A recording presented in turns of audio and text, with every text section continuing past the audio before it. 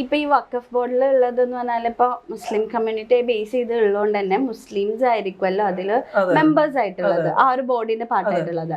അപ്പോ എടുക്കുന്ന തീരുമാനം എപ്പോഴും ആ മുസ്ലിംസുകൾക്ക് അനുകൂലമായിരിക്കില്ലേ? ഇപ്പോ അവിടെ എന്താ ജസ്റ്റിസ് എന്ന് പറയുന്ന ഒരു സാധനം ഇല്ലാതായി പോവോ എന്നുള്ളൊരു സിറ്റുവേഷൻ ഉള്ളതുകൊണ്ടാണ് പിന്നെ ഒരു പുതിയൊരു നിയമം മാറ്റണം എന്നുള്ള രീതിയിൽ ഇപ്പൊ വന്നത്. അങ്ങനെ ഒരു കാഴ്ചപ്പാടിന്റെ അടിസ്ഥാനത്തിൽ കൂടിയിട്ടാണ് നമ്മുടെ വഖഫ് ബില്ല് അനാക്ട് ചെയ്ത സമയത്ത് ആ വഖഫ് ബോർഡ് റീകോൺസ്റ്റിറ്റ്യൂഷൻ വന്നിട്ടുണ്ട്. അപ്പൊ അതിനെ എല്ലാവരും പറയുന്നു മുസ്ലിം വിഭാഗത്തിനെതിരാണ്, നമ്മൾ എന്ത് ന്യായീകരണമാണ് ആ മുസ്ലിമായിട്ടുള്ള വ്യക്തികളെ അത് സംസ്ഥാന ഗവൺമെന്റിന് അതിനകത്തിലേക്ക് നോമിനേറ്റ് ചെയ്യാമെന്നാണ് പറയുന്നത്. സംസ്ഥാന ഗവൺമെന്റുകൾക്ക്, കൺസേൺ സ്റ്റേറ്റ് ഗവൺമെന്റുകൾ 2 മുസ്ലിം വിഭാഗത്തിൽപ്പെടുന്ന ആളുകളെ ആ ബോർഡിലേക്ക് നോമിനേറ്റ് ചെയ്യണമെന്നാണ് പറയുന്നത്.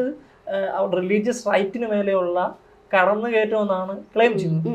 പക്ഷെ അതിന് മറ്റൊരു ആംഗിളുണ്ട്. ഇപ്പോൾ ചോദിച്ച കണക്ക് ഇപ്പം വഖഫ് ബോർഡ് അല്ലെങ്കിൽ വഖഫ് ട്രൈബ്യൂണൽ വഖഫ് ബോർഡ് കേസ് നടത്തുന്ന സമയത്ത് അത് അതിൻ്റെ ഓപ്പോസിറ്റ് പാർട്ടി ഉണ്ട്.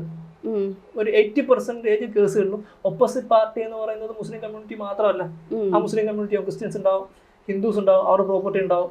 സ്വാഭാവികമായിട്ടും നമ്മളൊരു വിഷയം അല്ലെങ്കിൽ ഒരു കേസ് അല്ലെങ്കിൽ ഇപ്പോൾ ഒരു തർക്കം ആയിക്കോട്ടെ, ബേസിക്കലി ഒരു തർക്കം, നമ്മൾ തമ്മിലൊരു തർക്കം ഉണ്ടായി, ഇപ്പൊ തേർഡ് പാർട്ടിയിലേക്ക് ആ ഡിസ്പ്യൂട്ട് കോംപ്രമൈസ് ചെയ്യാൻ വേണ്ടിയിട്ട് ചെല്ലുന്നു. അവിടെ എന്നെ സപ്പോർട്ട് ചെയ്യുന്ന ആളുകൾ മാത്രമാണ് ഇരിക്കുന്നത്. തിയറി ഓഫ് നാച്ചുറൽ ജസ്റ്റിസ് ഉണ്ട്. നമ്മുടെ ഇന്ത്യ മഹാരാജ്യത്ത് നിലനിൽക്കുന്ന ഏത് നിയമവും ഏത് സംവിധാനവും പ്രിൻസിപ്പിൾ ഓഫ് നാച്ചുറൽ ജസ്റ്റിസ് അത് അനുകൂലമായിട്ട് മാത്രം നിലനിൽക്കണമെന്നാണ് അതിൻ്റെ ഒരു തത്വം. ഏത് നിയമം ഉണ്ടായാലും എവരി ലെജിസ്ലേഷൻ്റെ.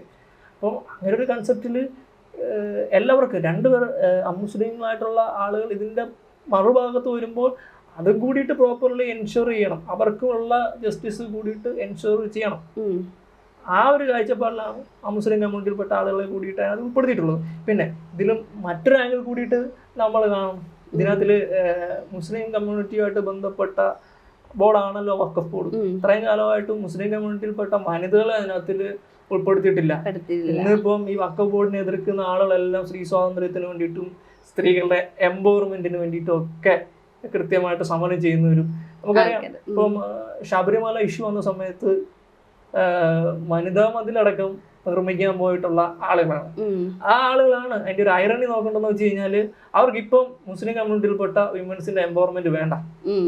ഈ വഖഫ് ബില്ലിനെ, വഖഫ് ആക്ടിനെ എതിർക്കുന്നതിലൂടെ ഇവര് വിമൻ എംപവർമെന്റിനെയാണ് ഒരു തരത്തിൽ എതിർക്കുന്നത്. മറുവശത്ത് അവര് ജാതിവാദത്തെ അനുകൂലിക്കുകയാണ്. ഇപ്പം നേരത്തെ വഖഫ് ബോർഡിനകത്തില് ഷിയ വിഭാഗത്തിൽപ്പെടുന്ന ആളുകൾ, അഖാഡി വിഭാഗത്തിൽപ്പെടുന്ന ആളുകൾ, അഹമ്മദിയ വിഭാഗത്തിൽപ്പെടുന്ന ആളുകൾ, ഇവരെ ഒന്നും അതിനകത്തിൽ ഉൾപ്പെടുത്തിയിട്ടില്ല. അപ്പൊ ഇവരെ എല്ലാവരെയും കൂടെ ഉൾപ്പെടുത്തിക്കൊണ്ട് സർവ്വവ്യാപിയും സർവസ്പർശിയും എല്ലാ വിഭാഗത്തിൽപ്പെടുന്ന ആളുകളെ ഉൾപ്പെടുത്തിക്കൊണ്ടുള്ള ഒരു നീതി നിർവഹണം അല്ലെങ്കിൽ ഒരു അഡ്മിനിസ്ട്രേഷൻ അതിനകത്തിൽ ഉണ്ടാവണം. ആ ഒരു കാഴ്ചപ്പാടാണ് ഇന്ത്യൻ ആക്ടിവിറ്റി.